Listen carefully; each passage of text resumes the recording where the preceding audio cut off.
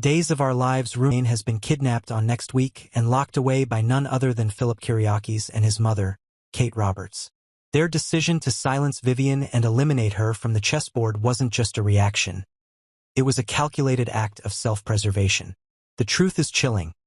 Vivian is now trapped in an abandoned house, hidden from the world with no set release date and no idea how far her enemies are willing to go. The walls may not speak, but the tension they hold within is louder than thunder. And while Salem goes about its business, unaware of the woman held hostage just beyond the city limits. Danger grows with each passing hour, for both the prisoner and her captors. It all began when Vivian reappeared at the Kyriakis mansion on April 11th, her signature flair intact and a storm brewing in her wake. Kate and Philip were celebrating a quiet victory, finally sensing an advantage in the ongoing power war between the Kyriakis and DiMera families. But the moment Vivian burst through the door with a smug declaration, "You can't start a celebration without me," the mood soured instantly. Kate's face paled. Philip stiffened. They knew. She wasn't here to toast their success. She was here to destroy it. Vivian's demand was clear. She wanted what was rightfully hers. But what exactly did that mean? The answer could unravel everything. Vivian Alamain, ever the chess master, has always held leverage in both of Salem's most powerful families. Her connection to Victor Kyriakis gave her a voice in Titan Industries, while her relationship with Stefano DiMera, through her son Stefan, provided her with a stake in the DiMera dynasty. Her return came at a time when the balance of power was already teetering dangerously. With E.J. DiMera in a coma following a recent shooting and Kristen DiMera entangled in her own spiraling chaos, DiMera Enterprises was exposed. Xander Cook and Philip had already begun executing their plan to seize the opportunity and carve out control for themselves. But Vivian, cunning as ever, saw through them. She wasn't simply here to reminisce or reclaim heirlooms. She was here to claim power, Titan, DiMera, or maybe both. She had enough family ties, historical grudges, and insider knowledge to challenge Philip and Kate at every turn. Worse yet, she hinted that she knew of secret deals and betrayals neither of them wanted exposed. And that made her dangerous. Too dangerous to leave roaming free. So, late one night, under the guise of a truce, they invited her out for a private talk. The location: an abandoned estate outside town that once belonged to one of Victor's distant cousins.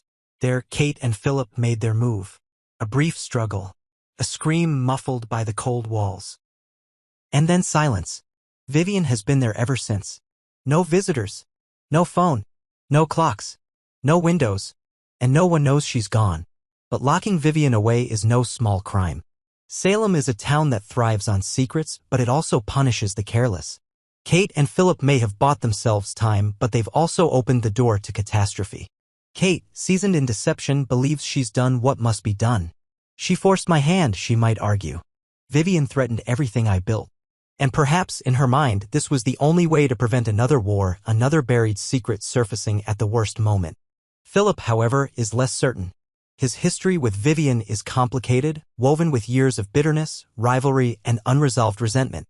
Though he agreed to the plan, he finds himself haunted by it. His guilt simmers just beneath the surface, especially each time he walks through the Kyriakis mansion and hears a floor creak. They don't know it yet, but Vivian is not as isolated as they think. Someone saw something that night. Someone heard something. And eventually, someone will talk. Even more alarming, if Vivian escapes or is rescued, there will be hell to pay. She won't just go to the authorities. She'll go to the press, the boardrooms, and every power broker left in Salem. She'll destroy Titan. She'll fracture DiMera. And she'll make Kate and Philip her first and final targets. Meanwhile, the rest of Salem continues unaware. Rex has returned with his own secrets, nursing an injured arm and asking too many questions. Xander is becoming increasingly curious about Philip's sudden aggression and Kate's uncharacteristic nervousness. And Chloe Lane, who once shared history with both Philip and Vivian, is beginning to wonder why her name keeps coming up in hushed whispers. All roads could eventually lead to the truth. But will the truth come too late? In a town where enemies become allies and allies turn on each other in the blink of an eye, the kidnapping of Vivian Alamain may very well be the move that topples the entire house of cards. Philip and Kate may have silenced her for now, but Salem has a way of resurrecting secrets. And when the truth claws its way out of that abandoned house, vengeance will not come quietly.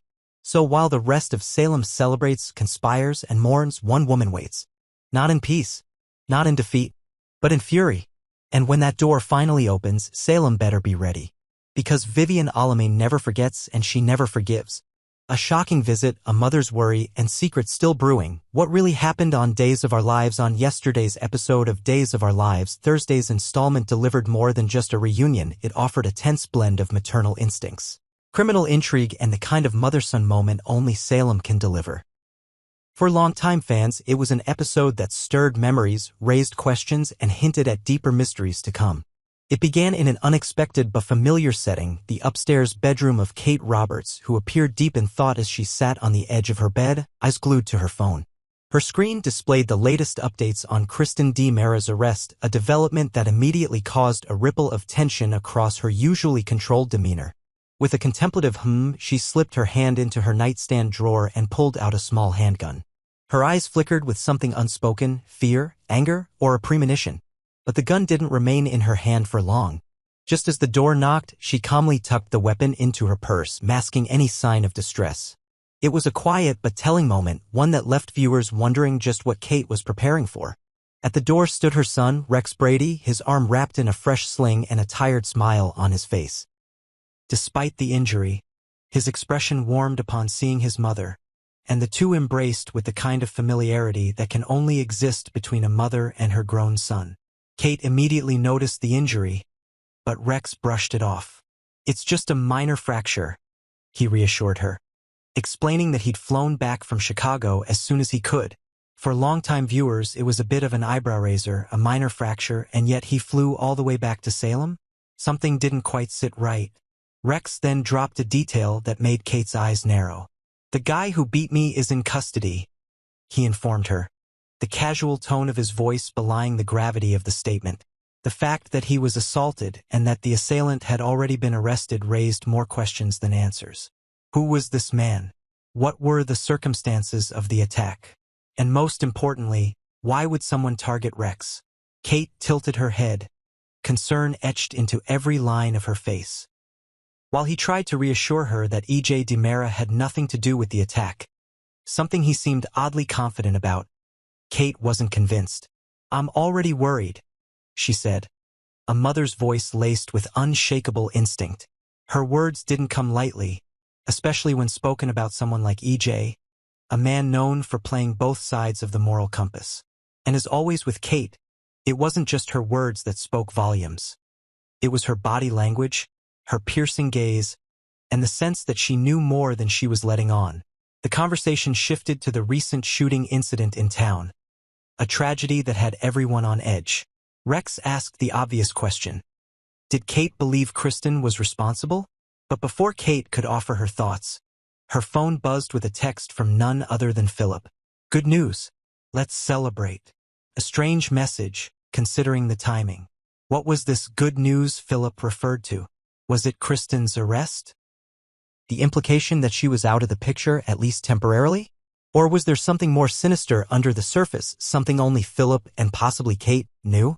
Without much elaboration, Kate turned to Rex and said she had to leave for a bit but insisted he stay. "We'll have dinner with Roman when I get back," she promised.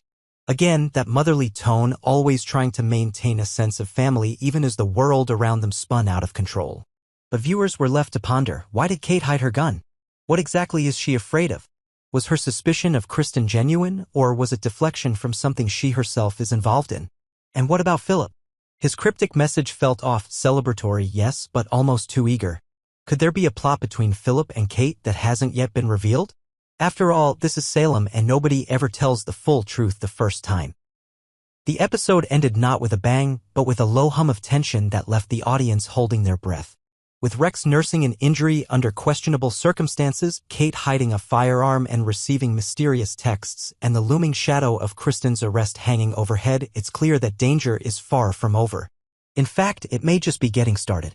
So stay tuned, Salem watchers, because in a town built on secrets, you never know who's going to pull the trigger next or why.